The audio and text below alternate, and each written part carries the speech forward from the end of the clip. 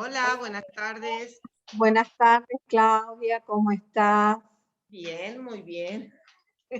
Otra vez juntas, por suerte. Sí, no Escuchen, sé, Ana, dos. una pregunta. Mañana es 6:30, ¿no? Sí, en Castelar, 6:30 mañana. Bueno, muy bien, así no me confundo. Muy bien. Listo. Buenas tardes, ¿qué tal, Gladys? ¿Cómo estás? Buenas tardes, Ana. Soy Marta. Hola, Marta, ¿qué tal? ¿Qué tal? Un día tendría que ponerme, pero bueno, a ver, no soy de ponerme en el video, perdonen, pero para que me vean la cara. Así que bueno, no, mucho no me gusta por eso. Pero bueno, gracias por Bueno, compartir. gracias a vos por apoyarnos en estos proyectos Sí. de cercanía con la palabra. ¿Qué tal, Mario? Hola, Leonardo. Buen día. Hola. Buenas tardes. tardes. Buenas tardes, ya, buenas tardes. Sí, buenas tardes. Ya, Es buen que día, me parece que estamos un poquito. yo sigo. Bueno, buenas tardes, buenas noches puede ser, ¿no? Pero buen día ya. Buenos días, no, me parece que yo también pienso igual. Buenas noches, dentro de un rato, buenas noches, pero bueno. Claro. ¿Quién no dijo alguna vez buen día siendo de noche? ¿Quién no lo dijo? A tanto no llegué, puedo haber como él, como Mario a la tarde, sí, buenos días, sí. Mentira, usted lo dijo alguna vez. Pero buenas noches, con día no, ya estaría para llevarme directo al lugar indicado. Bueno, ya en vivo también en Facebook, le damos la bienvenida a todos. En esta tarde nos va a acompañar la licenciada Luisa Sorraquín, que nos visita por primera vez y esperamos que esta relación siga por mucho tiempo. Es laica, en teología de Católica Argentina y está haciendo su maestría en Sagradas Escrituras. También da cursos en la Arquidiócesis de Buenos Aires. Así que hoy nos va a iluminar y nos va a traer a Juan desde los yo soy, que nos quiere mostrar las facetas de Jesús, ¿no? Así que, bueno, los dejo con Luisa y a lo mejor ella también sigue su presentación si quiere compartir algo más. Y bienvenida, Luisa, gracias. Bueno, muchas gracias, Ana María, muchas gracias a todos los que nos están acompañando hoy. Y bueno, a mí me gusta siempre empezar con una pequeña oración, así que los invito a ponernos en presencia de Dios, en el nombre del Padre, del Hijo y del Espíritu Santo. Amén. Padre bueno, te alabamos, te bendecimos, te adoramos, te glorificamos, te damos gracias por este tiempo y este espacio para encontrarnos con tu palabra. Te pedimos que nos bendigas, que abras nuestros corazones y nuestras mentes para escuchar todo lo que quieras decirnos. Te lo pedimos por tu Hijo, Jesucristo, la palabra hecha carne. Gloria al Padre, gloria al Hijo, gloria al Espíritu Santo, como era en un principio, ahora y siempre, por los siglos de los siglos. Amén. María, sede de la sabiduría, ruega por nosotros. En nombre del Padre, del Hijo y del Espíritu Santo. Amén. Simplemente, bueno, como les dijo Ana María, yo me dedico a hacer conocer y amar la Biblia, así me gusta presentarme. Hace ya muchos años y he dado cursos en parroquias, seminarios catequísticos, centros de espiritualidad, y ahora desde hace, con la pandemia, comenzamos con un sacerdote de acá de la diócesis de Buenos Aires, un proyecto de animación bíblica para la arquidiócesis, donde hemos dado distintos cursos, y después tenemos un canal de YouTube, donde después los cursos quedan, digamos, subidos a ese canal y se pueden volver a ver. Después, si quieren, le puedo pasar a Ana María el link y pueden explorar los cursos que hay, si les interesa. Y bueno, estamos en ese tema. Bueno, el tema que ustedes eligieron, o por lo menos que me pidió Ana María, que es el tema de los yo soy en el Evangelio según San Juan. Es un tema, bueno, muy interesante y al mismo tiempo es un tema un poco difícil, ¿no? Porque requiere comprender algunas nociones un tanto abstractas, y también algún manejo de los idiomas bíblicos, ¿no? del hebreo y del griego, pero igual no es que no se asusten, o sea, no es que es absolutamente necesario, y de todas maneras yo se los voy a tratar de explicar lo más sencillamente posible, ¿no? Esto es un tema de lo que se suele llamar cristología bíblica, es decir, que busca entender el misterio de la persona de Jesús tal como nos lo revela el Nuevo Testamento, ¿no? Y a veces se suele distinguir entre cristología alta y cristología baja, no sé si alguna vez escucharon esos términos. Por alta, una cristología alta se refiere a pasajes donde aparece con más claridad la divinidad de Jesucristo. Y baja es donde la divinidad no es tan clara y aparece como más resaltada la humanidad. Y en este sentido a veces se afirma que el Evangelio de Juan tiene una cristología alta, es decir, donde aparece con más claridad la divinidad de Jesucristo, y los sinópticos no. Pero bueno, a mí personalmente me parece que esto no es así. A mí, digamos, siguiendo obviamente a autores y todo, ¿no? La divinidad de Jesús está expuesta en todo el Nuevo Testamento para el que la quiera descubrir, ¿no? Igual no me voy a meter en esto para nada, ¿no? Pero más allá de eso, ¿por qué lo digo? Porque generalmente a veces si ven libros de texto, habla de yo soy, bueno, esto es cristología alta, por eso les explico el término nada más, ¿no?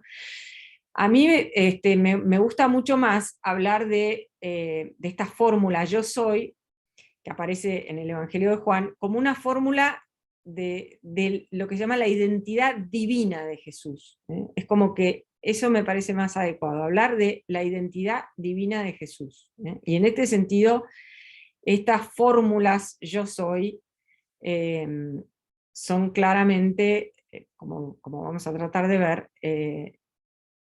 parte importante de esta revelación de la identidad divina de Jesús. Entonces, bueno, les voy a compartir, si es que la tecnología me lo permite, una presentación. ¿Están viéndola? Yo soy en el Evangelio según San Juan. Sí, se ve perfecto. Bueno. En el Evangelio de Juan hay como dos categorías de yo soy. Una es lo que se llama como uso absoluto, sin predicado. Y hay 7 de estas. Acá les pongo simplemente 2 ejemplos, ¿no? En un momento dado, todas las citas, salvo que diga lo contrario, son del Evangelio de Juan. En el capítulo 8, versículo 58, Jesús respondió, es una polémica que está teniendo, dice, les aseguro que desde antes que naciera Abraham, yo soy. Otra, Jesús, sabiendo todo lo que iba a suceder, se adelantó y les preguntó, esto es al final, en el momento donde empieza la pasión, ¿se acuerdan cuando los soldados lo van a buscar al Monte de los Olivos? Jesús, sabiendo todo lo que le iba a suceder, se adelantó y les preguntó, ¿a quién buscan? A Jesús el Nazareno. Él les dijo, yo soy. Judas, el que lo entregaba, estaba con ellos. Cuando Jesús les dijo, yo soy, ellos retrocedieron y cayeron en tierra. Generalmente, en este último pasaje, se traduce, acá yo hice como un truquito con la traducción, ¿no? Él les dijo, soy yo. Generalmente nosotros lo leemos así. Pero acá vemos que ¿por qué lo podemos poner como este yo soy? Que después vamos a explicar un poco qué es lo que quiere decir, y no tanto soy yo, porque hay como un sentido, si quieren, banal, ¿no? Que es cuando alguien toca la puerta, ¿no? Y entonces la mamá le dice al chico, o la mamá pregunta, ¿quién es? Soy yo, Juan. Entonces, soy yo es como, acá estoy. Pero acá, ¿por qué decimos que acá hay algo más? Porque esto de ellos retrocedieron y cayeron en tierra, simplemente porque Jesús diga, no, soy yo, ven como que hay algo misterioso, podemos decir, o algo extraño, algo que no pega tanto, ¿no? Bueno, hay 7 de estos yo soy, que después los vamos a ver uno por uno. Y después están los yo soy más un predicado, que también son 7. Yo soy el pan de vida, yo soy la luz del mundo, yo soy la puerta, yo soy el buen pastor, yo soy la resurrección y la vida, yo soy el camino, la verdad y la vida, yo soy la vid verdadera. Como tenemos 2 clases, digamos, o 2 charlas, estos, los del yo soy más el predicado, los voy a tratar de exponer recién la clase que viene. Y ahora concentrarnos más en el tema de los yo soy absoluto.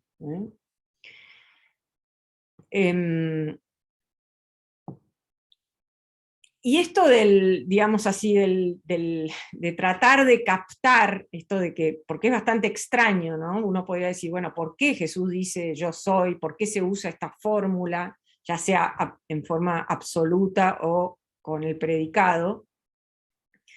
Y generalmente cuando tenemos alguna cosa que no entendemos del todo en el Nuevo Testamento, tenemos que ir a bucear al Antiguo. Como decía San Agustín, esta frase muy famosa, que también aparece en el Catecismo, muy citada, que dice, novum invetere latet et in novo vetus patet. ¿Qué quiere decir esto?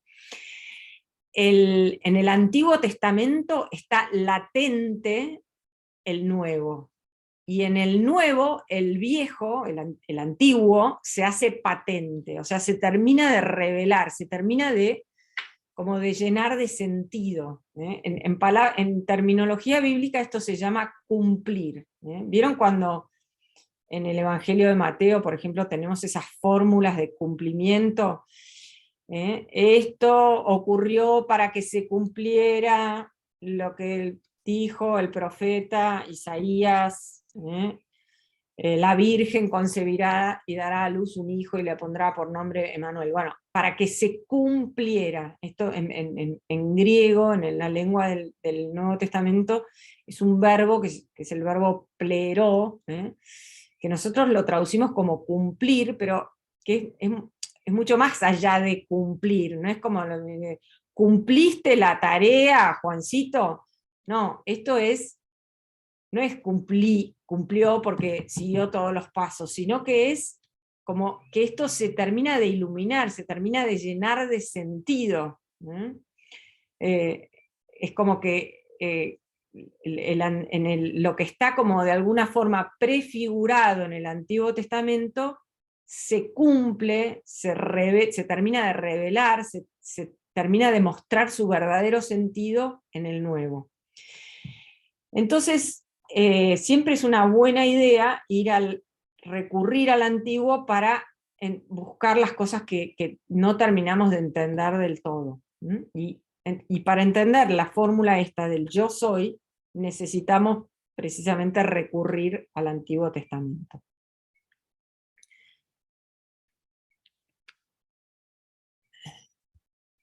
Perdón. Nosotros hablamos ¿se acuerdan? Al principio les dije que esto del tema yo soy hace referencia al tema de la identidad divina de Jesús. Entonces podemos tratar de descubrir, obviamente estas son aproximaciones, porque imagínense, es que esto son tratados, ¿no? Digamos, uno podría leer bibliotecas enteras sobre el tema, pero cosas que nos ayuden, digamos, a comprender lo de Juan, ¿no? Entonces, preguntamos, ¿quién es Dios? ¿Cuál es la identidad? ¿Qué es lo que identifica, sobre todo, a Dios en el Antiguo Testamento? ¿Mm?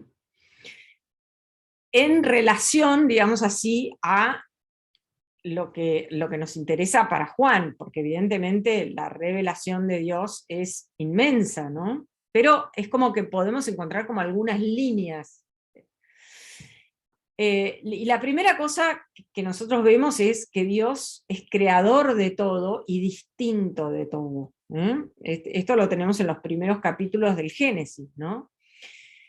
Y ahí vemos que las cosas, yo pongo entre comillas cosas porque acá abarca un montón de cosas, que son adoradas por otros pueblos como dioses, ya sea la luna, las estrellas, el sol, inclusive los animales, las distintas criaturas, o distintas cosas que otros pueblos adoran como dioses, son criaturas creadas por el Dios de Israel.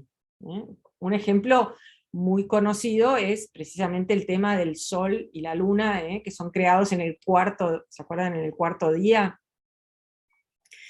Bueno, en todos los pueblos que circundan a Israel del antiguo Próximo Oriente, tanto el sol como la luna son divinidades y son adoradas como tales. Reciben como distintos nombres, pensemos en Egipto, también en Babilonia. O sea, es algo como muy común a todas las religiones, no solamente, pero bueno, a los pueblos que circundaban Israel. Y con tal motivo, si ustedes leen en el Génesis, en el capítulo 1, cuando Dios va a crear, cuando Dios crea, digamos así, lo que nosotros llamamos el sol y la luna, ni siquiera los llama por el nombre. En algunas traducciones aparece como lumbrera grande y lumbrera pequeña, o lámpara grande y lámpara pequeña. Yo tenía un profesor que era muy gracioso y decía, lo que ustedes adoran son lamparitas, papanatas, decía. Es como que Israel ni siquiera quiere pronunciar el nombre de eso, porque son criaturas creadas por el Dios de Israel. Entonces, y Dios es lo distinto de todo. Esto es muy importante, o sea, Dios es creador de todo y por lo tanto es distinto de todo. Con lo cual se separa de todas las corrientes panteístas que había, y además acá como de algún modo comienza a construirse, quizás no es la frase más feliz, pero digamos, a vislumbrarse el tema este del monoteísmo, porque si Dios es el creador de todo y es el distinto de todo, bueno, está por encima de todo, y todo lo que no es Dios es criatura. Y al mismo tiempo es señor de todo. Esta sería como otra característica, ¿no? ¿En qué sentido? Bueno, tiene soberanía sobre la vida y la muerte, y una capacidad de juzgar, y su juicio es justo. Estas serían como dos características, ¿no? Dios es creador de todo, y Dios es señor de todo. Al mismo tiempo hay como atributos que son intrínsecos a la identidad divina. No es que son otros dioses, ni que son agentes que Dios manda para hacer cosas. Es parte de la misma identidad de Dios. Y uno de estos, un atributo es el tema de la palabra creadora. ¿Se acuerdan que precisamente en el relato del Génesis, Dios crea por la palabra, y esto está recogido en todo el canon de la Biblia hebrea. La palabra, como dice acá, les puse dos ejemplos, ¿no? La palabra del Salmo 36, la palabra del Señor hizo el cielo y la tierra, y el aliento de su boca los ejércitos celestiales. Dios creó el cielo y la tierra, vieron que es esta figura que se conoce como un merismo. Merismo es una figura literaria que abarca como toda una unidad por ejemplo, cuando uno dice el día y la noche, quiere decir estuve despierta día y noche, quiere decir estuve despierta todo el tiempo. Dios creó el cielo y la tierra, Dios creó todo. Y encima también creó los ejércitos celestiales, es decir, lo visible y lo invisible, lo que no vemos. Después, en el eclesiástico, por las palabras del Señor existen sus obras. ¿Ven? Como, estos ya son como dos tradiciones diferentes, pero, o sea, tenemos el Génesis, tenemos los Salmos, tenemos los libros sapienciales, todo el tema de la palabra creadora, que es muy, muy, muy importante en toda la, digamos, en toda la literatura rabínica, se estudia el tema de la palabra de Dios. Bueno, y después la otra es el tema de la sabiduría. Es como que la sabiduría, vemos que aconseja a Dios y comparte su trono. Estas son como metáforas, ¿no? ¿Y por qué decimos que no es otro Dios? Fíjense lo que dice el profeta Isaías. ¿Quién abarcó el Espíritu del Señor y qué consejero lo instruyó? O sea, nadie. Él mismo se instruye a sí mismo, se aconseja, pero lo hace por medio de la sabiduría que es parte de su identidad divina. Entonces, fíjense, por ejemplo, el libro de la sabiduría, ¿no? Tiene esta oración, Dios de los padres y Señor misericordioso, que hiciste todas las cosas con tu palabra, nuevamente, el tema de la palabra creadora, y con tu sabiduría formaste al hombre, para que dominara a los seres que tú creaste, para que gobernara el mundo con santidad y justicia, e hiciera justicia con rectitud de espíritu.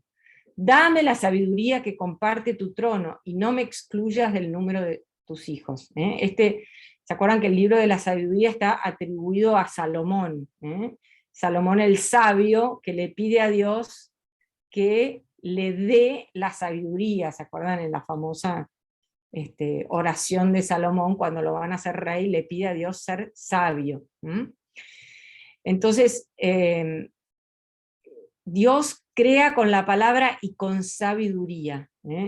Esto es muy importante para entender que las cosas creadas tienen un logos, tienen como un sentido, porque han salido justamente de la palabra de la boca de Dios, del aliento de su boca. Entonces es como que las cosas nosotros podemos como descubrir un orden en las cosas. Dios crea ordenando, Dios crea con sabiduría.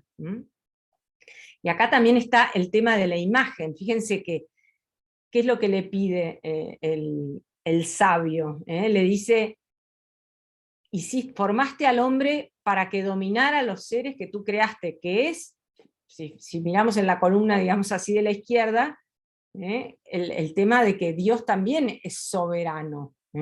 Entonces es como que el hombre participa de esa soberanía, y por eso tiene dominio sobre la creación, para que gobernara el mundo con santidad y justicia, no para que hiciera cualquier cosa, con rectitud de espíritu.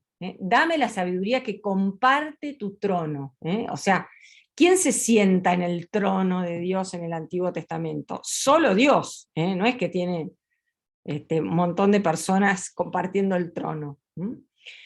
Entonces la sabiduría es un atributo intrínseco de Dios, no es algo externo que le adviene. Bueno, todos estos temas de la palabra y de la sabiduría son temas que están en el Evangelio de Juan. Entonces, fíjense, acá yo simplemente hablo, les pongo esto para que veamos esto de quién es Dios, identidad divina de Jesús en el Evangelio según San Juan. ¿Se acuerdan que dijimos Dios creador de todo, distinto de todo? Bueno, esto está recogido en el prólogo. En el principio era la palabra, perdón, ahí palabra tendría que haber estado con mayúscula, y la palabra estaba junto a Dios y la palabra era Dios. Al principio estaba junto a Dios. Acá nosotros estamos escuchando lo que se llama un eco del Génesis. O sea, si nosotros somos judíos piadosos del siglo I, que son los oyentes del Evangelio según San Juan, acá estamos escuchando, en el principio era la palabra, estamos escuchando, en el principio creó Dios el cielo y la tierra, estamos remontándonos al libro del Génesis, donde se hace explícito el tema de la creación. Y es más, si nosotros, los judíos piadosos, bueno, por un lado tenían la Biblia hebrea, y por otro, ustedes quizás saben, y si no saben, se los cuento, que en el siglo II antes de Cristo aproximadamente, ya todo, digamos, la cuenca del Mediterráneo había sido en el siglo III conquistada, en el 300, conquistada por Alejandro Magno, Alejandro de Grecia, que lo que hace esa conquista, lo que produce es que el griego se transforma en la lengua franca, como ahora vieron el inglés, uno va a cualquier lugar del mundo y si sabe un poquito de inglés se hace entender. Bueno, esto es lo mismo, el griego es la lengua franca de todo el imperio, de todas las tierras conquistadas por Alejandro, y esto va a perdurar hasta la época de Jesús. ¿Se acuerdan que en la cruz estaba escrito en hebreo, en griego y en latín? Inclusive los romanos que conquistan Palestina, en Palestina el idioma oficial era el griego. Entonces, ¿a qué viene todo esto? Entonces los judíos, a raíz de toda su historia, que creo que ustedes seguramente conocen, ¿no? Esta historia tan donde pasan tantas conquistas, ¿se acuerdan que primero son conquistados por los asirios, después por los babilónicos, después por los persas, después por los griegos, después a la muerte de Alejandro quedan en manos de sus generales, de los seleucidas, de los lágidas, y entonces, por todas estas circunstancias históricas, y también circunstancias económicas, igual que tenemos nosotros en nuestro mundo contemporáneo, había habido mucha emigración, lo que se llama la diáspora judía, que se había desparramado por todo el imperio. Y ya la gente no hablaba hebreo, el hebreo se convierte como en la lengua como que se usa para el culto, y entonces ahí ellos deciden hacer una traducción al griego, y ahí surge esta traducción, que es la traducción de los 70, ahora les voy a mostrar cómo se escribe, por si no la conocen, que su nombre responde a una leyenda que decía que se le encarga a 70 sabios judíos que traduzcan el Antiguo Testamento, y cuando van a comprobar lo que habían traducido, todos habían traducido lo mismo. Bueno, por eso se llama la versión de los 70, que es la versión que utilizaron los padres de la Iglesia, que eran de origen, o sea, de lengua griega, hasta que surge la famosa Vulgata en latín, hasta el siglo IV, lo que se usaba era la Biblia griega, y bueno, de Juan, obviamente que sabe griego porque escribe en griego, también seguramente porque es muy judío el Evangelio de Juan, y además Juan conoce toda la liturgia del templo, las fiestas, todo esto, pero también conocía la Biblia hebrea, o sea, leía en el hebreo. Pero bueno, la Biblia griega, cuando empieza el Génesis, en Arge, empieza con estas palabras, en Arge, y acá tenemos exactamente lo mismo, en Arge, en Hologos. En el principio era la palabra, el logos, bueno. todas las cosas fueron hechas por medio de la palabra, ven esto de creador, y sin ella no se hizo nada de todo lo que existe, y la palabra se hizo carne y habitó entre nosotros. Acá estoy resumiendo, ¿no? O sea, estoy saltando al versículo 14, pero la palabra, finalmente, que es la palabra por la cual todo se hizo y sin ella no se hizo nada de todo lo que existe, es la que se va a hacer carne. O sea, es decir, acá está mostrando la divinidad de este logos. Y al mismo tiempo, la segunda característica que dijimos que es Señor de todo, soberano de la vida y de la muerte, lo tenemos, por ejemplo, en este pasaje. Ellos atacaban, esto pasa en el capítulo 5 de Juan, donde Jesús cura a un paralítico, no sé si se acuerdan, ¿no? Entonces, y lo cura en sábado.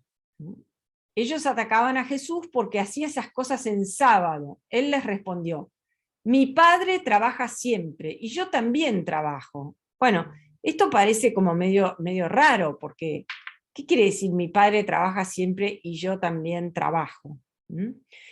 Los rabinos decían que ¿se acuerdan que el sábado, que es el día del descanso, en el cual Dios, en el séptimo día de la creación, Dios había descansado, y entonces el hombre, ¿no? Este día que está, este tiempo sagrado en el que entra el hombre para entrar en relación con Dios, entonces lo hace como imitando a Dios, es decir, no tiene que hacer nada el hombre, no harás nada, ni tú, ni tu esclavo, ni tu asno, ni tu mujer, ni tus hijos, nadie tiene que hacer nada. Y sin embargo dice, mi Padre trabaja siempre y yo también trabajo, pero ¿cómo? ¿El Padre trabaja el sábado? ¿Cómo es este tema? ¿no? Entonces lo que los rabinos decían que, no observando este reflejo, ¿no? Sino la actividad de Dios en el Antiguo Testamento, decían, bueno, en realidad nosotros lo que vemos es que la gente nace y se muere en sábado, también, o sea, también los sábados la gente nace y también los sábados la gente muere. Entonces, ¿qué es lo que quiere decir esto? Que Dios sigue trabajando, porque Dios es el creador de la vida y el dueño de la muerte. Entonces, cuando Jesús dice, mi Padre trabaja siempre y yo también trabajo, lo que está diciendo es, yo también soy capaz de dar vida el sábado. Pero para los judíos esta era una razón más para matarlo, porque no solo violaba el sábado, sino que se hacía igual a Dios, llamándolo su propio Padre. Entonces Jesús tomó la palabra diciendo, les aseguro que el Hijo no puede hacer nada por sí mismo, sino solamente lo que ve hacer al Padre. Lo que hace el Padre lo hace igualmente el Hijo. El Hijo hace todo lo que ve hacer al Padre. Porque el Padre ama al Hijo y le muestra todo lo que hace, y le mostrará obras más grandes aún, para que ustedes queden maravillados. Así como el Padre resucita a los muertos y les da vida, del mismo modo el Hijo da vida al que Él quiere, porque el Padre no juzga a nadie. Él ha puesto todo juicio en manos de su Hijo. Fíjense, en este párrafo tenemos estas dos características de la soberanía de Dios. El tema de la soberanía sobre la vida y la muerte, y el tema del juicio. Y fíjense que Jesús se lo atribuye a Él mismo. Así como el Padre resucita a los muertos y les da vida, el Hijo también da vida al que quiere. Porque el Padre no juzga a nadie, Él ha puesto todo juicio en manos de su Hijo. Ahora, el que tiene la capacidad de juzgar es Jesús. O sea, tiene estos dos atributos de la identidad divina. El tema de ser el creador de todo, y el tema de ser Señor, soberano, dueño de la vida y de la muerte, y capaz de juzgar. Bueno, entonces, ¿cuál es el origen de la expresión esta? No, ahora vamos a concentrarnos un poquito más en el tema de los yo soy, ¿no? ¿Cuál es el origen de la expresión? Y el origen de la expresión, para eso nos tenemos que remontar al Antiguo Testamento, al Éxodo, al episodio de la zarza ardiente.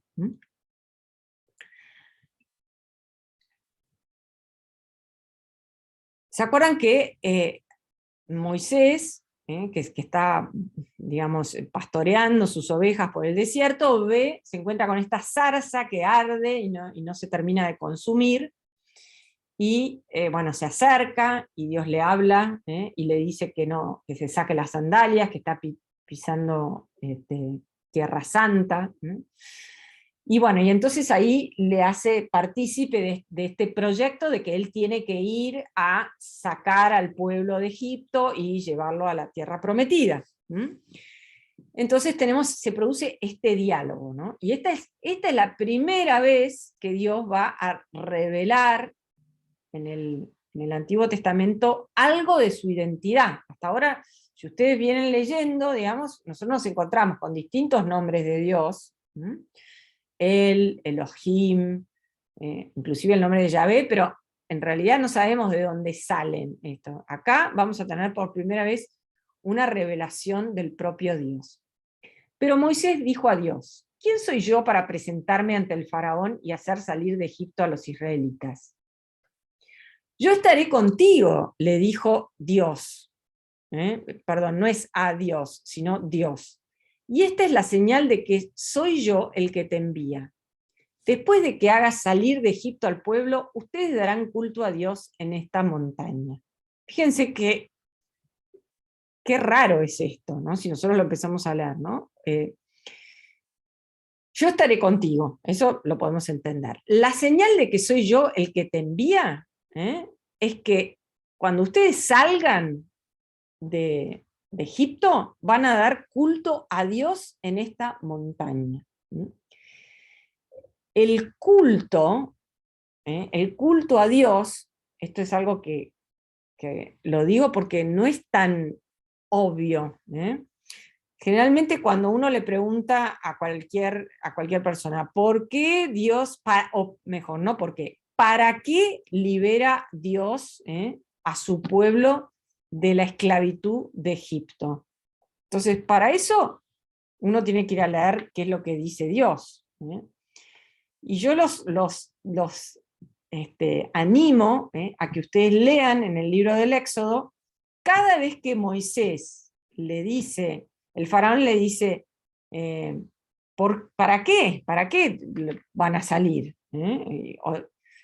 Y la respuesta es siempre la misma: para dar culto a Dios. Entonces, el propósito del Éxodo no es solo esto de, muchas veces dice, bueno, el pueblo esclavo en Egipto. ¿Qué tipo de esclavitud tenía el pueblo en Egipto? Podemos pensar una historia de opresión, pero fundamentalmente en la lectura que uno hace, si uno hace una lectura en profundidad y con la mente abierta en el Éxodo, lo que se termina por descubrir es que la máxima esclavitud que ellos tenían era con los dioses de Egipto. Israel está preso, digamos así, o es esclavo de los ídolos de Egipto. Si usted, nuevamente, los animo a que lean en el libro del Éxodo, cuando Dios, cuando llega la última plaga, Dios dice: voy a escarmentar a los dioses de Egipto. Y cada una de las plagas puede ser leída como un combate entre el Dios de Israel y alguno de los dioses del panteón egipcio. Y los rabinos, y después, esto, bueno, Dios... Acuérdense que el pueblo de Israel sale de Egipto y cruza el Mar Rojo, y tendríamos que pensar, bueno, están felices, dejaron de ser esclavos en Egipto. ¿Y qué pasa? ¿Qué empiezan? Estábamos mucho mejor en Egipto, teníamos mucho más para comer, nos estábamos muriendo de hambre, nos estábamos muriendo de sed. Nos trajiste acá para matarnos, le van a decir a Moisés. Pero ¿cómo? ¿No era que la pasaban tan mal en Egipto? Entonces, esto de salir de Egipto y dejar a los dioses de Egipto, que esto va a culminar, digamos, este arrastre que tienen los dioses de Egipto en el episodio del becerro de oro. ¿Se acuerdan que Moisés, después que le da las tablas de la ley, que sellan la alianza, los israelitas dicen, haremos todo lo que Dios nos pide, Moisés sube a la montaña a hablar con Dios, y ¿qué hacen los israelitas? Le dicen a Aarón, este Moisés ya no vuelve más, así que hacenos un Dios para que lo adoremos. Y entonces, fíjense que Aarón no es que empieza, a ver, voy a hacer una consulta popular, a ver a qué se refieren. No, inmediatamente, bueno, a ver, denme todas las moneditas, las medallitas, los anillos, todo lo que tengan de oro. ¿Y qué les hace? Les hace un torito, que probablemente no era otra cosa que el buey Apis, el dios de la fertilidad. Y por eso el episodio del becerro de oro termina donde dice con mucha delicadeza, el autor sagrado dice, el pueblo se levantó para divertirse. ¿Qué era divertirse? Bueno, era lo que nosotros llamaríamos, estos cultos de la fertilidad, era una especie de orgía, de una gran diversión. Bueno, entonces, los rabinos decían, leyendo el episodio... Una gran tentación, podemos decir, ¿no?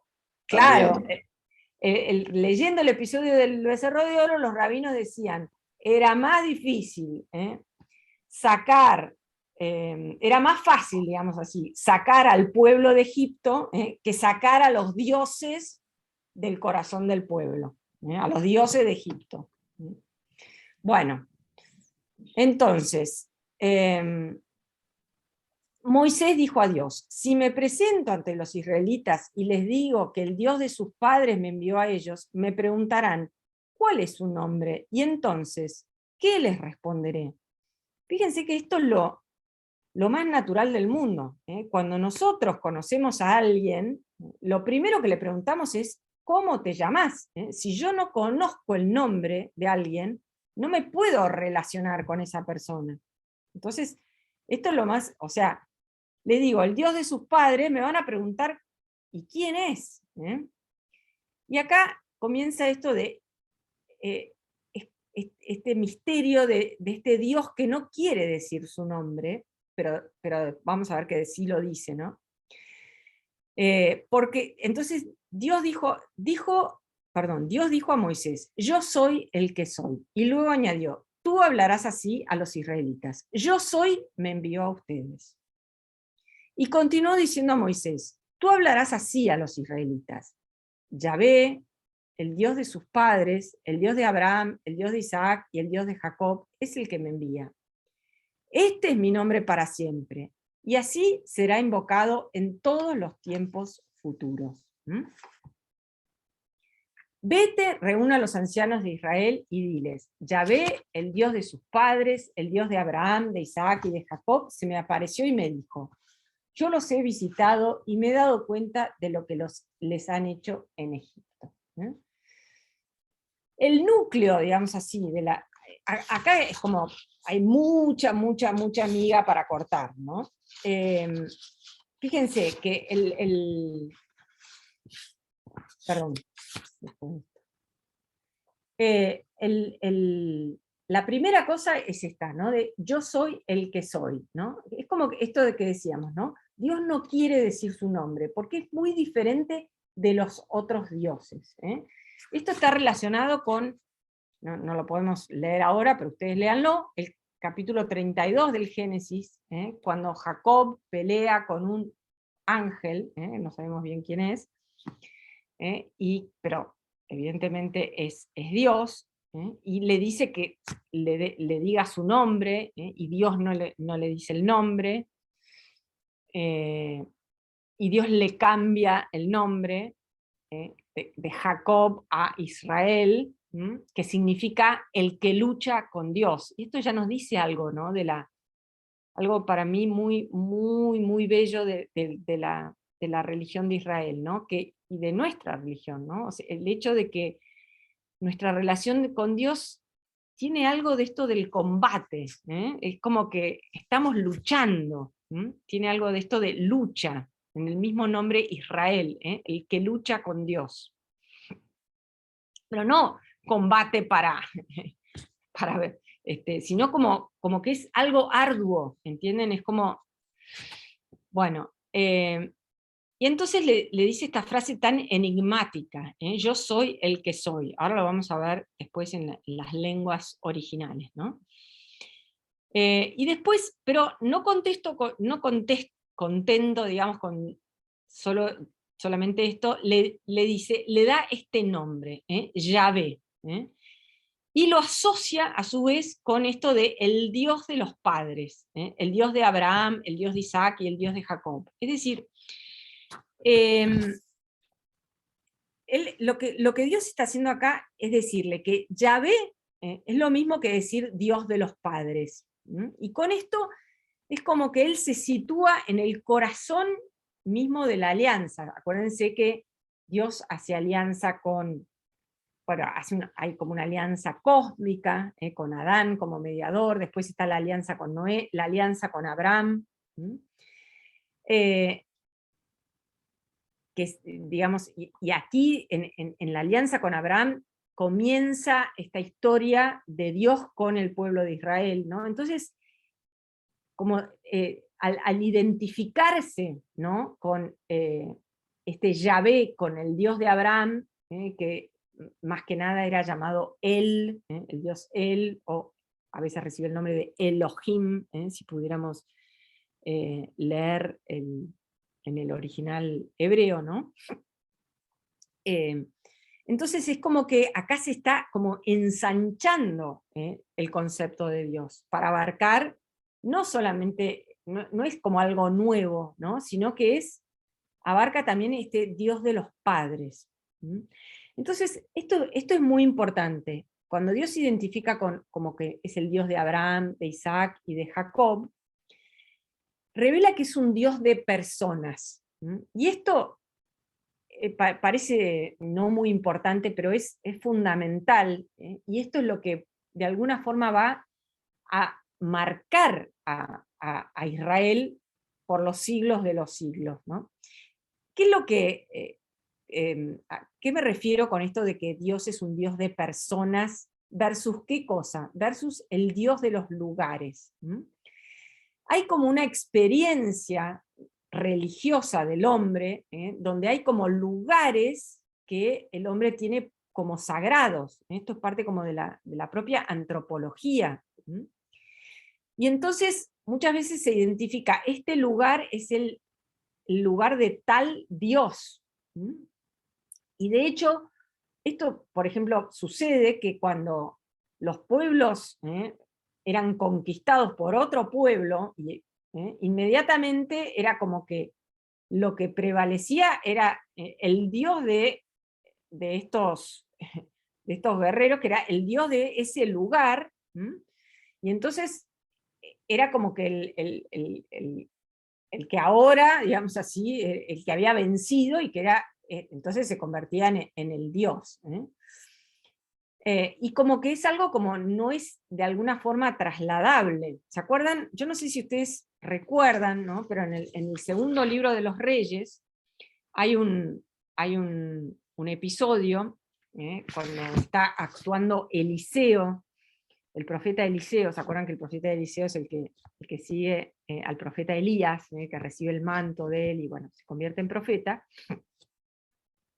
Y entonces recibe una carta, el rey de Aram, le manda una carta al rey de Israel, y con un servidor de él, que él quería mucho, que se llamaba Naamán el sirio, así es conocido en la Biblia, que tenía lepra. Entonces lo manda, escucha que hay un profeta, o que lo pueden llegar a curar, y lo manda con una carta al Dios de Israel, y entonces al rey de Israel, y el rey lo manda a llamar a Eliseo. Y Eliseo, ¿se acuerdan que lo manda a bañar 7 veces en el Jordán?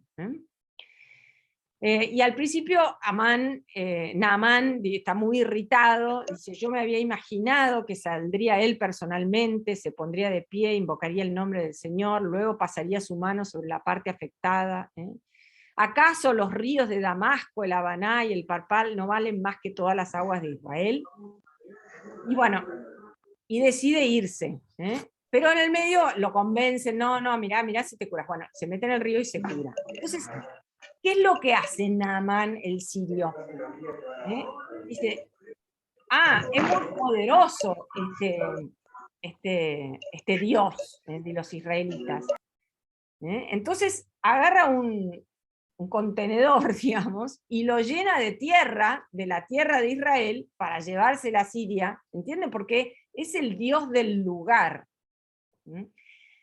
Esto nos pasa a veces, inclusive a nosotros los cristianos, por ejemplo, con el tema de la Virgen María. A veces parece que la Virgen de Lourdes es mejor que la Virgen de Fátima, que la Virgen de Meyugore, que la Virgen ¿cómo se llama?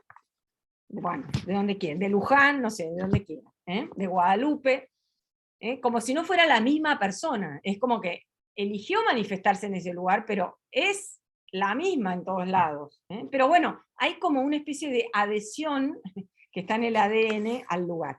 En cambio, Dios se manifiesta acá se manifiesta como un Dios de personas. Yahvé, el Dios de los padres. Se identifica con esto. Bueno, entonces, bueno, ahora vamos a ver un poquito cómo es el tema de esto, ¿no? Bueno, Yahvé, acá tienen el famoso tetragrama sagrado, vieron que el hebreo se escribe así, de derecha a izquierda, y tiene estas 4, la Yod, la Het, la Vav y la Het. Esto es el tetragrama sagrado que nosotros lo transliteramos con estos. Yahvé, el Dios de Abraham, de Isaac y de Jacob. Bueno, entonces, acá está como, esto lo hago para que veamos cómo llegamos al tema de los yo soy. Para que, como ven, digamos así, es un poquito complejo. Entonces, esto de yo soy el que soy, acá dice, acá yo les pongo la transliteración, Eye, Ayer, Eye. Acá es lo que estamos leyendo acá. Eye, Ayer, Eye. Ese traducido quiere decir yo soy el que soy. El nombre de Yahvé tiene como un juego también con el verbo ser, allá, está como emparentado, porque el hebreo es un idioma consonántico. Esto que ustedes ven acá en grande son las consonantes, y esto que ven acá en chiquitito son vocales, que en realidad en el texto original hebreo no había vocales, solamente había las consonantes. Uno tiene que conocer la palabra para poder pronunciarla. Pero ¿qué pasó? Como esto se fue perdiendo de alguna forma, entonces los rabinos hicieron esto que se llama el texto masorético, y con puntitos, para no modificar el texto, van poniendo las vocales, para que uno lo pueda pronunciar. Aye, ayer, eye. Bueno, yo soy el que soy. Cuando nosotros vemos, fíjense que, ¿se acuerdan que en el, perdón, tú hablarás así a los israelitas? Yo soy, me envió a ustedes, perdón, ay, discúlpenme. Yo soy, es esto, eye, eye, yo soy. En el griego, vamos acá, esto en la Biblia griega que les conté, ven que se escribe así, la Biblia de los 70, esto se dice así, la traducción dice, ego eimi hoon. Acá tienen la transliteración. De vuelta, yo soy el que soy. El que soy es este hoon es un participio, que no es lo que tenemos en el hebreo. Pero no tenemos otra forma de expresarlo, inclusive en castellano, que lo traducimos así, yo soy el que soy. Yo soy el que está haciendo. A veces se dice que en el hebreo es un causativo, yo soy el que hace ser. Hay como muchas teorías alrededor de estas frases, ¿no? Bueno, pero bueno, ¿por qué pongo esto? Hoon. Hoon es el que es. Si nosotros de vuelta, tú hablarás hacia los israelitas. Si lo estuviéramos leyendo en griego, acá veríamos yo soy Hoon, o sea, el que es, me envió a ustedes. Pero esto no es lo mismo que nosotros vamos a ver cuando Jesús en el Evangelio según San Juan dice yo soy, esto que veíamos, antes de que Abraham existiera yo soy, no ponen Joón, sino que pone esto, ego eimi, que es lo que o sea, evidentemente es yo soy, pero no es esto de el que es. ¿De dónde sale este término yo soy? Evidentemente este es el origen, pero ¿cómo termina esto del ego eimi como nombre de Dios? Entonces, para eso tenemos que ir de vuelta a la Biblia de los 70, donde, fíjense qué casualidad, porque nada en el Evangelio de Juan es casualidad, nada. Hay 7, en la Biblia de los 70, hay 7 ego eimi, donde está expresado el tema de la identidad divina de Dios. La primera vez es en el Deuteronomio. Acá yo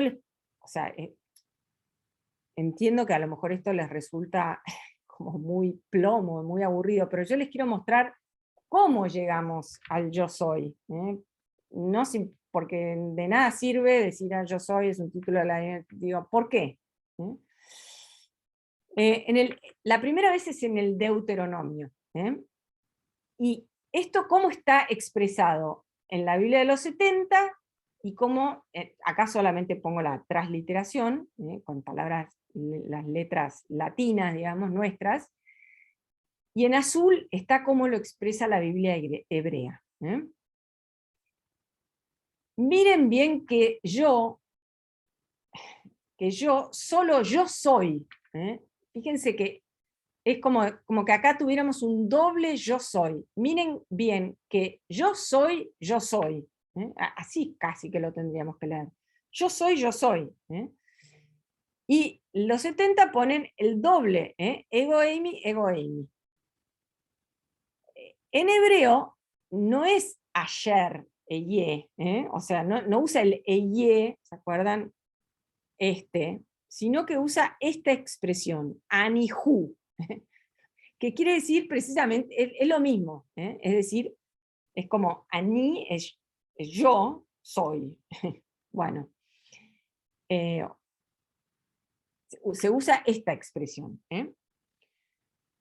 Y no hay otro Dios junto a mí. Pero a nosotros lo que nos interesa es la parte griega, porque queremos entender cómo pasó esto a Juan. ¿Quién obró así? Otra, perdón, no hay otro Dios junto a mí. Yo doy la muerte y la vida. Esto ya nos tiene que sonar, pues lo acabamos de ver como una gran categoría de identidad divina. Yo hiero y doy la salud, y no hay nadie que se libre de mi mano. Y después, todas las demás están en el libro del profeta Isaías, sobre todo a partir del capítulo 40, lo que muchos autores llaman el Deutero Isaías, pero que no nos importa nada, que es precisamente de las obras más citadas en el Nuevo Testamento, es el profeta Isaías, y sobre todo estos capítulos. Es como acá que comienzan estos, seguramente que ustedes los oyeron hablar, los famosos cánticos del siervo, que se leen durante la Cuaresma y después el Viernes Santo, bueno, este siervo sufriente, bueno, todo esto está en este libro, ¿no?, del Deutero Isaías, donde también se habla mucho del tema de Dios creador, Dios dueño de la historia, Dios soberano.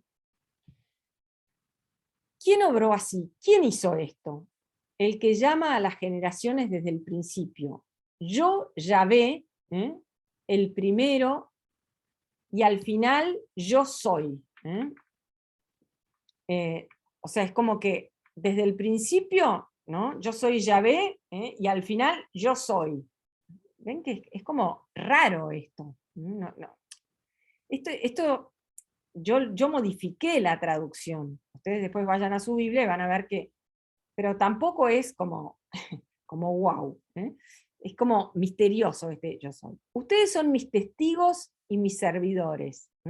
Fíjense, acá está hablando como de, desde el principio yo soy Yahvé, o sea, el tema de la eternidad de Dios, y también al final, principio y final, esto que después va a aparecer en otra obra juánica, ¿no? que es el libro del Apocalipsis. Yo soy el primero y el último, soy el alfa y el omega. Bueno. Ustedes son mis testigos y mis servidores, oráculo del Señor. A ustedes los elegí para que entiendan y crean en mí, y para que comprendan que yo soy. Ya de vuelta, ego, eimi. Antes de mí no fue formado ningún Dios, ni habrá otro después de mí. Hasta que envejezcan, yo seré siempre el mismo. Y hasta que encanezcan, es decir, hasta que se llenen sus cabezas de canas, yo los sostendré. Yo, en realidad, la traducción es, hasta que encanezcan, yo soy. Es como que este yo los sostendré no existe. Esto está puesto por el traductor al castellano, al español, porque para nosotros si no parece como que no hace sentido. Pero ven como que yo seré siempre el mismo. O sea, hasta que envejezcan, yo soy. Hasta que encanezcan, yo soy. Yo he obrado y me haré cargo de eso. Los sostendré y los libraré. Escúchame, Jacob. Tú, Israel, a quien yo llamé, yo soy el primero y también soy el último. Acá de vuelta tenemos este doble ego eimi. De vuelta a este tema, ¿no? Yo te llamé, Israel, yo te llamé Jacob como sinónimo de Israel, y yo, ¿quién soy yo? Soy yo soy, yo soy, ¿a qué está haciendo referencia? Yo soy el que soy, Éxodo 3:14. Siempre acuérdense que es muy fácil acordarse, si se acuerdan del colegio, ¿no? De la constante pi, ¿se acuerdan? 3, 14, 17, la constante pi, bueno, esa es la revelación del nombre de Dios, yo soy el que soy. En Isaías, en el 51:12, soy yo, en realidad yo soy, egoimi, anoji, hu, el que los consuela. ¿Quién eres tú para temer un mortal a un hombre frágil como la hierba? O sea, yo soy. ¿Ven cómo se identifica con esto? Por eso mi pueblo conocerá mi nombre en ese día, porque yo soy aquel que dice, aquí estoy. Bueno, estas son estas 7 ocurrencias en la Biblia griega, en la Biblia de los 70, donde aparece esto del ego eimi. Conectado a todas estas características que hablamos. Dios soberano de la muerte, Dios el creador, que soy siempre el mismo, yo te llamé. Una cosa muy importante del tema de esto que veíamos, ¿no? Perdón.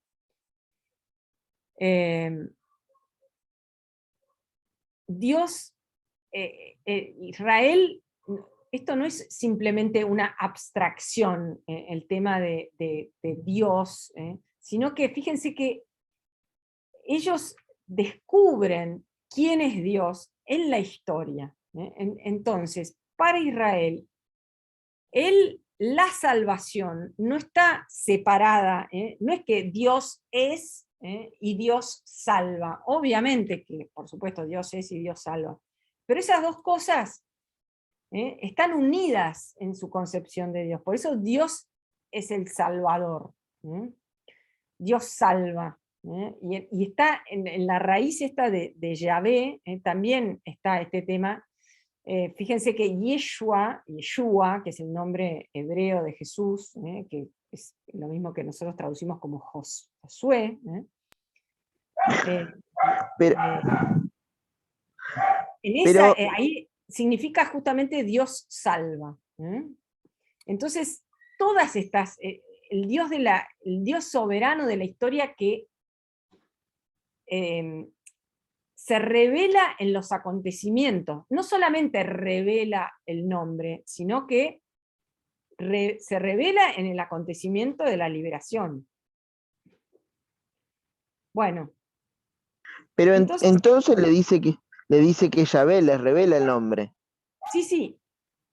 Primero es como que no se los quiere decir. Primero le dice esto, yo soy el que soy. Como que juega un poco a hacerse el misterioso.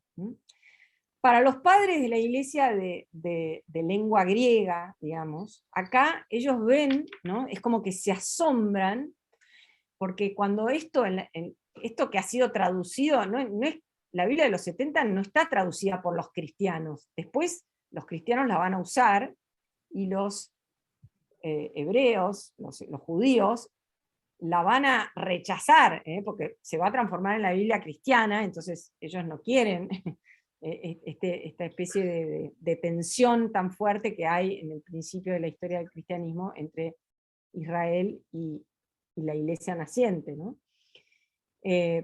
Pero, digo, ha sido escrita, digamos así, por judíos, y es por judíos de lengua griega, y entonces cuando ellos traducen esto que veíamos acá de Joón, Joón es precisamente cuando Platón y Aristóteles se refieren a Dios, se refieren precisamente usan esta exacta expresión, el Joón, el que está siendo, el que es. Entonces los padres de la iglesia ven a este... Es como, perdón, ¿no? Sí. Perdón, pero es como si supiéramos quién es y al mismo tiempo cuesta descifrarlo también. Es como si tuviera esas dos caras de una misma moneda, digamos, ¿no? Está cifrado por momentos y por momentos cuesta el descifre, digamos, de quién es él. Exactamente, pero además, vos fíjate, creo que todos nosotros tenemos la experiencia precisamente de estas dos cosas. Creemos, por momentos sentimos que somos como Jacob, que al final de la lucha logró como agarrarlo a Dios, al ángel y le dice, decime tu nombre, y creemos que lo tenemos, pero en el fondo no lo tenemos. Entonces, en esto de yo soy el que soy, Sí. está las dos cosas. O sea, es como que nuestro deseo de asir a Dios, y Dios que se nos escapa, porque es mucho más grande que cualquier Sí, como un padre o un hijo, se me viene a la mente algo gráfico, que es el padre y un hijo, que el hijo lo agarra de la mano al padre y dice, lo tengo, digamos, estoy seguro, y por momentos se le escapó de la mano y ya no lo tengo, digamos, una cosa así, digamos, ¿no? Algo así como que se te escapa su identidad, y por momentos pareciera que lo sabés perfectamente quién es él, algo así. Exactamente. Bueno, entonces, acá, igual la clase que viene lo vamos a ver un poquito más en profundidad, ¿no? Pero vamos a ir viendo estos yo soy, los de uso absoluto, que son quizás los más difíciles, que tienen esta función, digamos, revelatoria. Es como que precisamente lo que hacen es como que de alguna forma lo que hablábamos antes, ¿no? Identifican a Jesús con esta identidad divina del Dios del Antiguo Testamento. Entonces, por eso es que en muchas oportunidades, cuando Jesús usa esto del yo soy, es como que sus oyentes judíos se indignan y lo quieren matar, porque se hace igual a Dios, esto que veíamos, ¿no? Entonces, bueno, este es entiendo que ustedes la clase pasada estuvieron, o en otro encuentro, vieron el tema del diálogo de Jesús con la samaritana, ¿no? Y se acuerdan, entonces esto lo tienen bastante fresco, ¿no?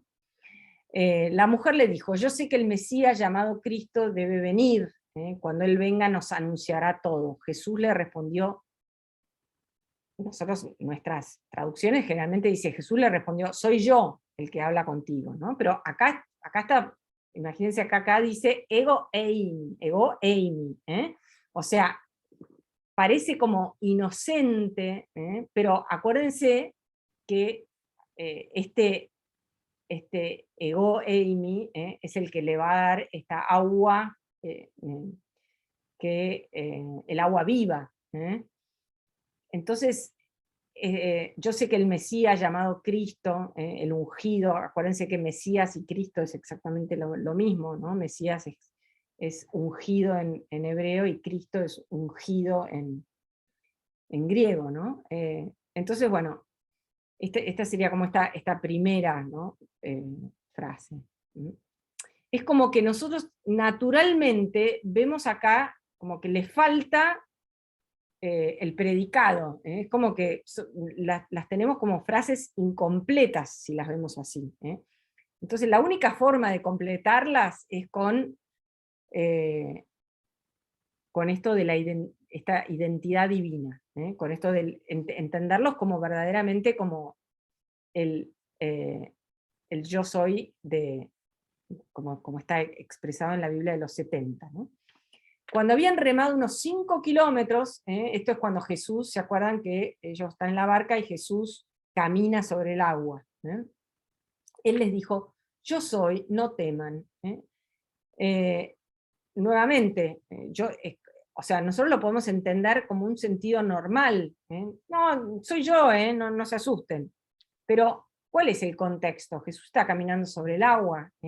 Jesús tiene dominio, digamos, sobre la creación. ¿Y quién camina sobre el agua? Entonces, nuevamente, o sea, los podemos entender, algunos son como más evidentes y otros no tanto. Acá este es este diálogo que Jesús va a tener en el capítulo 8 del libro de Juan. Acá lo tengo. Perdón.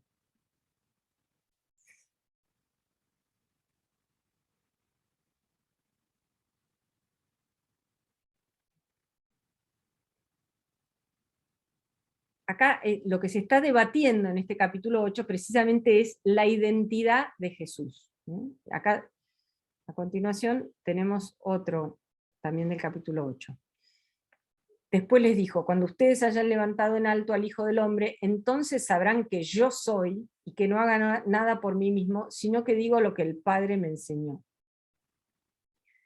Bueno, acá es como más evidente el tema de la identidad divina, ¿no? Pero simplemente quiero, ya sé que me quedan 3 minutos como mucho, ¿no? Pero les quiero leer del capítulo 8.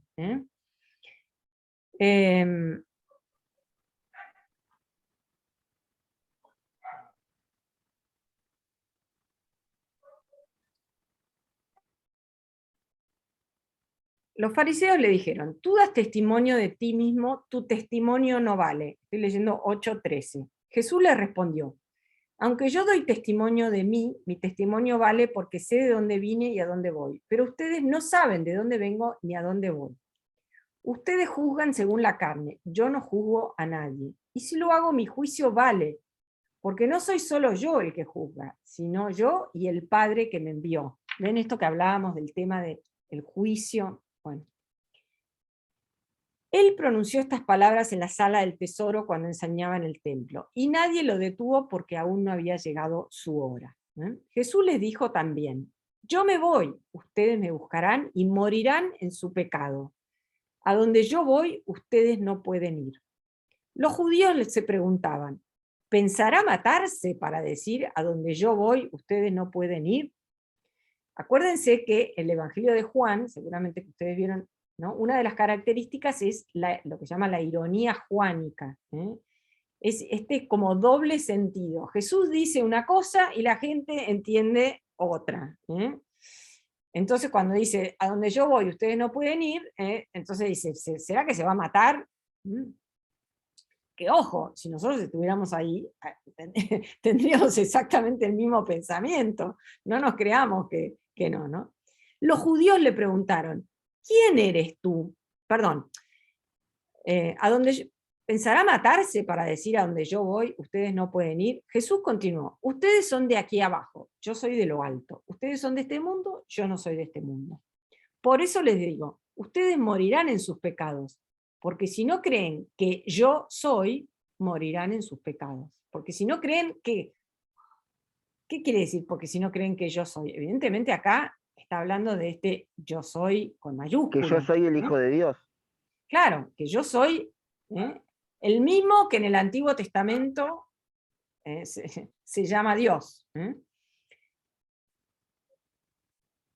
Entonces, los judíos le preguntaron, ¿quién eres tú? O sea, se hartan de como este juego de palabras. Jesús le respondió, esto es precisamente lo que les estoy diciendo desde el comienzo. De ustedes tengo mucho que decir, mucho que juzgar, pero aquel que me envió es veraz, y lo que aprendí de él es lo que digo al mundo. Ellos no comprendieron que Jesús se refería al Padre. Después les dijo, cuando ustedes hayan levantado en alto al Hijo del Hombre, entonces sabrán que yo soy y que no hago nada por mí mismo, sino que digo lo que el Padre me enseñó. Bueno, entonces, así como en los sinópticos tenemos 3 predicciones de la pasión, Jesús les dijo que el Hijo del Hombre tenía que sufrir, que iba a ser crucificado, que iba a resucitar al tercer día. ¿Se acuerdan todas estas predicciones de la pasión? En Juan, esta predicción de la pasión está expresada en esto de ser levantado en alto, esto del exaltado, podríamos decir, que es una característica precisamente del siervo sufriente. Acá está todo el tema, el eco de acá de Isaías, mi siervo será exaltado, ¿vieron? Entonces cuando ustedes hayan levantado en alto, y obviamente acá se está refiriendo a la cruz, pero acuérdense que en Juan, ser levantado en alto es el momento de la gloria. Entonces, levantado en alto, la crucifixión y la gloria coinciden. Entonces sabrán que yo soy, y que no hago nada por mí mismo, sino que digo lo que el Padre me enseñó.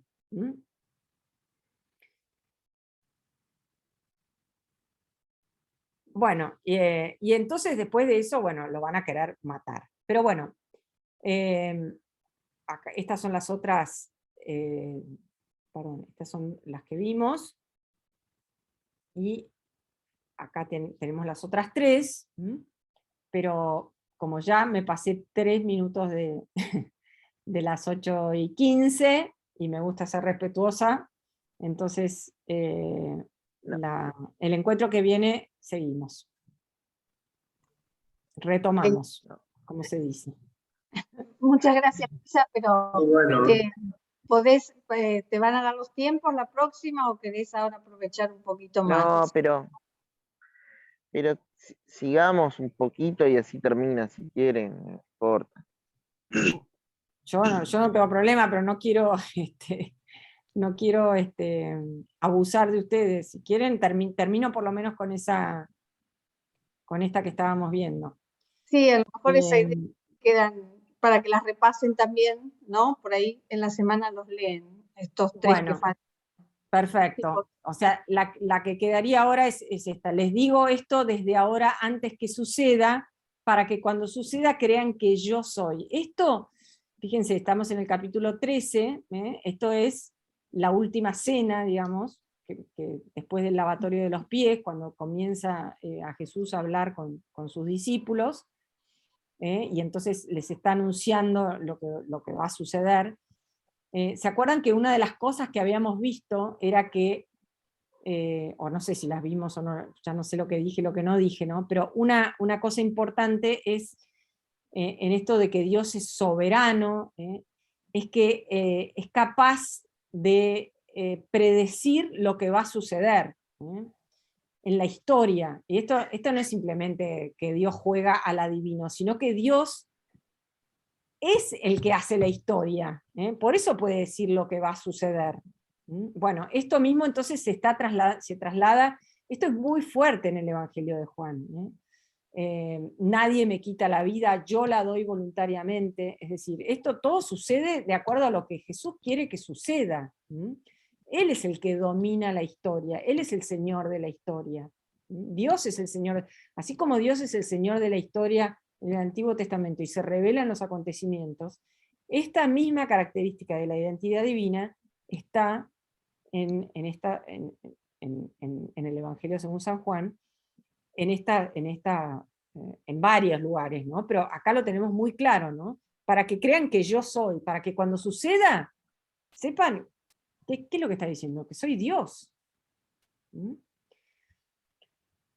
Jesús, sabiendo todo, o sea, es como que no lo termina, acuérdense que Jesús va a ser llamado Dios, en el Evangelio según San Juan, al final, cuando se le aparece a Tomás, ¿se acuerdan? Después de la resurrección, y Tomás pronuncia, Señor mío y Dios mío. Pero todo, acá él mismo está diciendo, eso, ahí lo reconocen los discípulos como Dios, pero él lo viene diciendo. Jesús, bueno, y esta de alguna forma ya la vimos, ¿no? Jesús, sabiendo todo lo que iba a suceder, se adelantó. Disculpe. Y le preguntó, ¿a quién buscan? Disculpe. Sí. Tengo una duda importante. ¿Jesús sabía que se iba a morir o se fue dando cuenta de cuando creció con el tiempo? Jesús es verdadero Dios y verdadero hombre. Entonces, por un lado es omnisciente, y yo no sé si me gusta la expresión se fue dando cuenta, es como que es parte del propio desarrollo. O sea, Jesús desde el primer momento de su vida pública, si ustedes quieren, está provocando a sus oyentes, o sea, Jesús, lo que le sucede a Jesús no lo toman de nunca por sorpresa. O sea, es exacto, o sea, es lo que se ve que va a suceder. A eso quería ir, a eso. O sea, es como que él, y más, o sea, si nosotros lo leemos desde la perspectiva de sabe Juan, lo que le espera. Jesús sabe perfectamente lo que le espera. Y no en ningún momento, oh, sorpresa. Si, por ejemplo, si ustedes quieren ver, por ejemplo, todas las controversias acerca del sábado. No había nada que irritara más, aparentemente, a los judíos, que el tema que el desafío que hace Jesús acerca del tema del sábado. Y Jesús todo el tiempo está redoblando la apuesta. No para de curar a la gente el sábado, podríamos decir así, ¿no? Con una cierta ironía. O sea, es como que quiere demostrar que el Hijo del Hombre es el dueño del sábado. Le guste o no le guste. Así que yo diría que sí, que sabe perfectamente lo que le va a suceder. Y fíjense acá, Jesús, sabiendo todo lo que le iba a suceder, se adelantó y les preguntó, ¿a quién buscan? A Jesús el Nazareno. Él les dijo, yo soy. Judas, el que los entregaba, estaba con ellos. Cuando Jesús les dijo, yo soy, ellos retrocedieron y cayeron en tierra. Esto es propio, digamos, ante la divinidad, es como la adoración. Entonces, ante el nombre divino, porque este yo soy es el nombre de Dios. Es el nombre que Dios se da a sí mismo. Y entonces Juan lo que nos quiere transmitir, digamos, es que Jesús se presenta con con esta identidad divina. Entonces quizás es todavía más fuerte este uso absoluto que el uso con predicado. ¿Qué significa? Así como, o sea, podríamos pensarlo así. respecto de los yo soy más predicado. En estos yo soy absolutos, Jesús, se identifica con esta identidad divina. Toma para sí la identidad divina. Ahora, en estos con predicado muestra de qué forma viene la redención, de qué forma este Dios salva, de qué forma Dios camina junto a su pueblo, siendo el pan de vida, luz del mundo, puerta, buen pastor, resurrección y la vida, camino, verdad y vida, vida verdadera. ¿Entienden? Es como, primero, o sea, es como que al entender que Jesús es Dios, y luego esto sí que es elaboración, digamos, si bien cada una de estas cosas podríamos, y de hecho lo vamos a tratar de hacer, buscarlas en el Antiguo Testamento, por ejemplo, una muy evidente, yo soy la resurrección y la vida, esto que hablábamos, ¿no? Dios es el Dios de la vida y de la muerte. Entonces, ¿cómo se manifiesta? ¿Cómo es que Dios salva al hombre? Siendo pan de vida, luz del mundo, la puerta, buen pastor. Entonces, ¿ven? Es como, acá revela como el camino de la salvación, si ustedes quieren. Pero primero tenemos que entenderlo, el yo soy sin el predicado. No es que tenemos que entenderlo, digamos, pero es una forma didáctica. Y nuevamente les digo, fíjense, hay 7 yo soy sin predicado y 7 con predicado, ¿no? 7 que es que saben que es el número, es el número de la alianza, es el número de la plenitud, o sea, es el número de la plenitud porque es el número de la alianza. Así que bueno, evidentemente, o sea, Juan, no hay una palabra de más ni una de menos. Perdón, pero quería decir algo. Esto de que al principio Dios era la palabra, digamos, ¿no? Lo estaba pensando y decía que nosotros tenemos una limitación bastante importante que tiene que ver con el límite de nuestro propio lenguaje, digamos, ¿no? Si bien nuestro lenguaje nos sirve para poder comprender un montón de cosas, tiene un límite y es justamente donde se acaba ahí, donde no podemos tener más palabras, digamos, para definir realmente quién es Dios. Sí. Por eso podemos decir también que Él es más que la palabra, digamos, no es solamente la palabra, sino es más que la palabra, digamos. Por eso siempre nos va a faltar algo como para definirlo realmente y para saber quién es Él, totalmente. Bueno, lo que vos estás diciendo es lo que, digamos, cuando los padres de la iglesia, digamos, elaboren su teología, ¿no? Van a hablar de la vía negativa, o sea, es como, yo puedo afirmar cosas de Dios, pero digamos, todo es poco, entonces es como que es el no, no lo puedo de alguna forma casi nombrar, porque no puedo como llegar a la esencia, o sea, me acerco, esto que hablábamos, ¿no? Es una teología negativa en el sentido de que afirmo cosas, para una teología positiva, afirmo cosas, ¿no? Dios es todopoderoso, Dios es eterno, Dios, bueno, que yo puedo afirmar de Dios, pero hay un montón de cosas que como que no puedo expresar acerca de Dios. Entonces, esto es la vía negativa, digamos, la vía negación, que es lo que vos estás diciendo, que es parte de la experiencia que todos tenemos. Ya estamos en horario, Luisa, pero Bueno. hay 2 cositas que surgieron en el chat que tal vez con una palabrita puedas responderlas. Jorge hoy decía que había escuchado que para los hebreos el verbo ser y estar es el mismo, entonces ese yo soy, el que soy sería yo soy el que estoy, o sea, el que los acompaña siempre, el que está a su lado, etcétera. sí, también es posible traducirlo así. Es como Bien, el que está, o sea, el que te acompaña, el que te guía, el que está contigo, todas esas cosas.